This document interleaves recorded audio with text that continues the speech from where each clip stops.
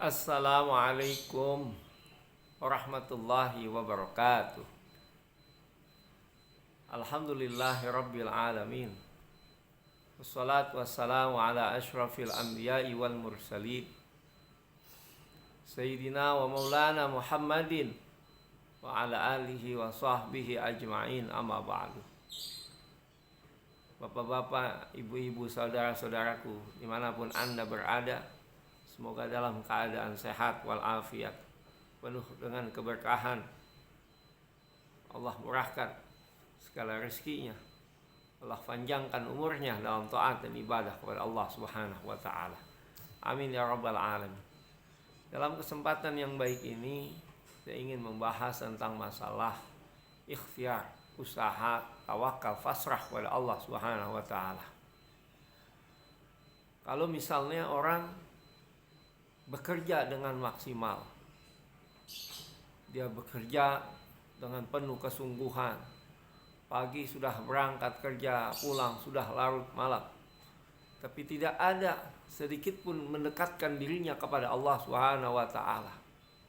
Tidak ingin berdoa, bahkan tidak mau berdoa, tidak melaksanakan sholat, tidak mau puasa, dia kerja dengan maksimal. Itu adalah orang yang angkuh, orang yang sombong, seperti sombongnya Qarun dan Fir'aun, laknatullah.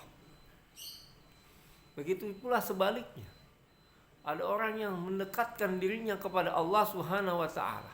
Ia selalu berdoa pagi, siang, dan malam.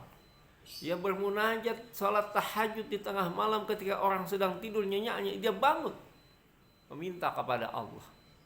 Bahkan ketika ia sholat berjamaah di masjid, di musholah, orang sudah pulang semuanya, dia nggak pulang, dia doa saja, tapi tidak ada usaha. Itu pun sia-sia.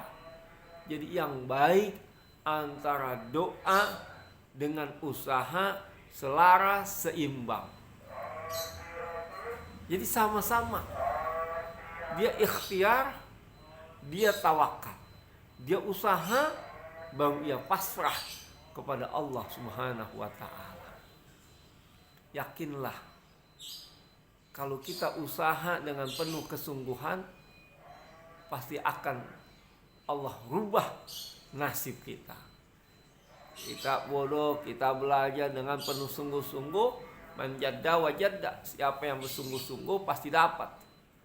Bahkan dalam Al-Quran, Allah Subhanahu wa ta'ala berfirman, Bismillahirrahmanirrahim, Innallaha la yughayyiru ma biqaumin hatta yughayyiru ma bi anfusihim.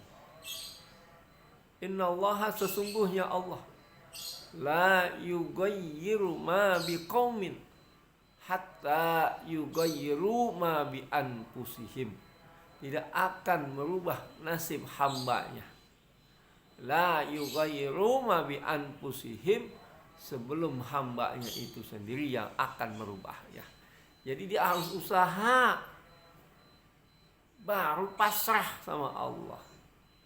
Sama juga kita udah ada rezeki nih, di meja makan ada makanan, ada minuman, kita nggak usaha nih, doa doang, ya Allah, begitu banyak rezeki yang Engkau berikan, makanan begitu nikmatnya, minuman berbagai macam jenis aneka minuman, makanan pun demikian, ya Allah.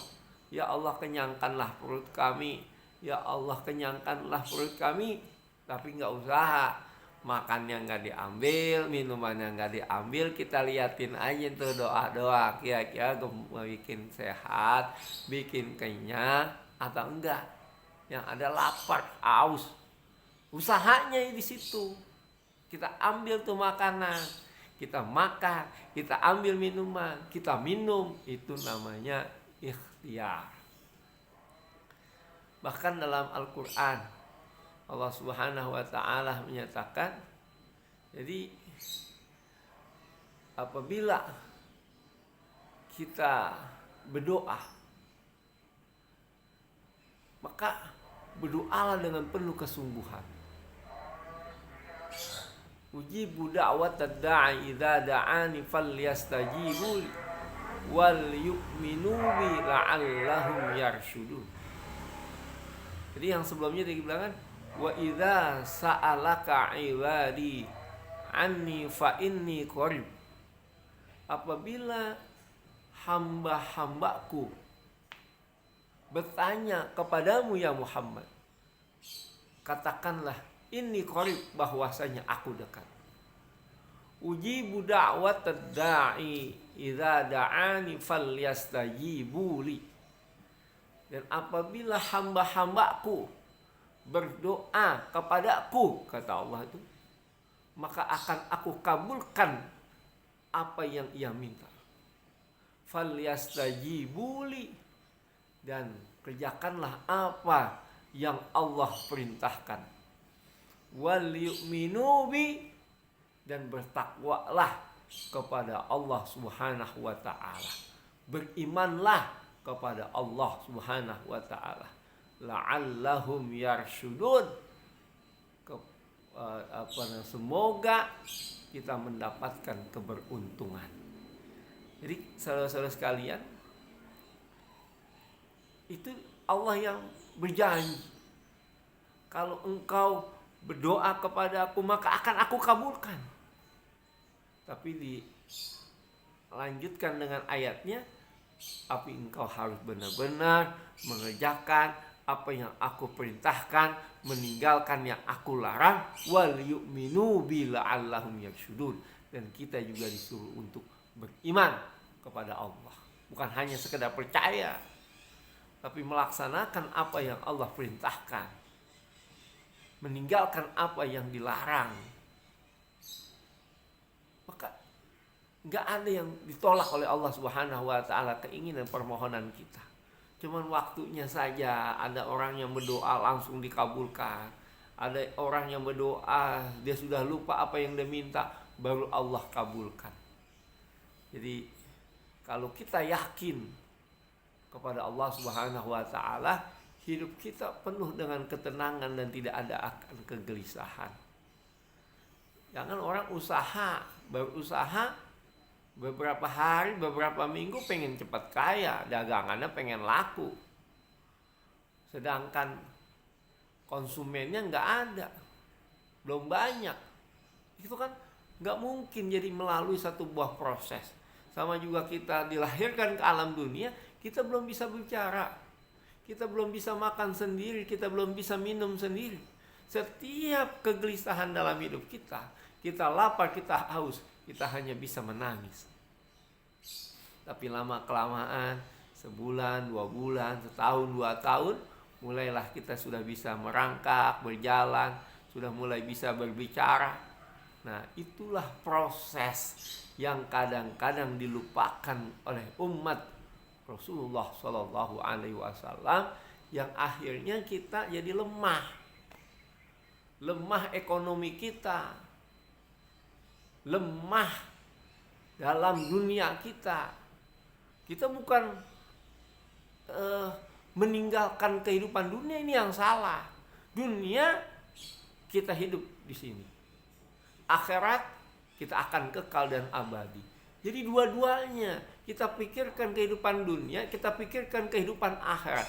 Kalau kita hanya memikirkan kehidupan akhirat, maka kita akan hancur dunia kita. Kalau dunia hancur kita lemah ekonominya, lemah otaknya, maka kita akan dijajah. Bahkan bisa-bisa kita agamanya Islam akan dihancurkan. Tidak diperbolehkan oleh bangsa penjajah untuk memeluk agama Islam. Dihancurkan masjid, mushola, ulama dibunuh, disiksa dan lain sebagainya. Maka keturunan kita, anak cucu kita, dia bisa-bisa tidak mengenal Allah Subhanahu wa ta'ala. Makanya salah kalau ada ulama, ada kiai yang hanya mengajarkan akhirat tapi dunia tidak dipikirkan. Kita harus ingat dijajah 350 tahun oleh bangsa penjajah Belanda. Kenapa itu begitu lamanya? Pertama, karena ekonominya. Kedua, karena tidak adanya persatuan dan kesatuan. Yang ketiga, karena lemahnya otak kita, sehingga kita nggak mengerti persatuan dan kesatuan, tidak mengerti bahwa kita dijajah, sehingga akhirnya begitu rusak dan hancurnya. Mudah-mudahan sekelumit yang saya sampaikan tentang masalah usaha ini, tidak bisa kita hanya berdoa tanpa adanya usaha, dan tidak ada usaha tanpa adanya doa. Dua yang tidak dapat dipisahkan. Mudah-mudahan ada manfaatnya. Lebih kurangnya mohon maaf. Wabillahi taufiq wal hidayah. Assalamualaikum warahmatullahi wabarakatuh.